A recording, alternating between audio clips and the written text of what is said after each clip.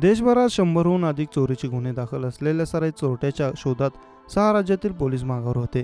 या दरम्यान तो गुजरात पोलिसांच्या तावडीतून निसटला असताना कल्याण कोळशेवाडी पोलिसांनी बेड्या ठोकल्या आहेत. त्याला गुजरात पोलिसांच्या स्वाधीन करण्यात आला आहे. रामविलास उर्फ रामा गुप्ता असं ताब्यात घेण्यात आलेल्या चोरट्याचं नाव आहे.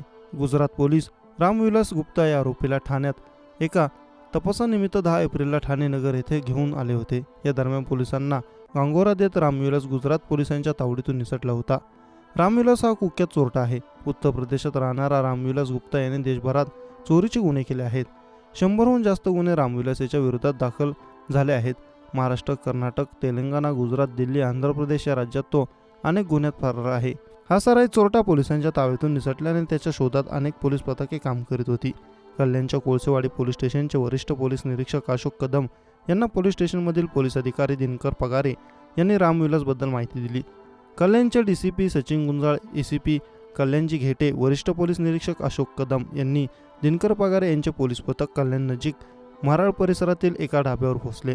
रामविलास त्या ठिकाणी बसला असताना पोलिसांनी त्याला चारही बाजूंनी घेरत त्याला ताब्यात घेतलं. यानंतर त्याला गुजरात पोलिसांच्या ताब्यात देण्यात आलं.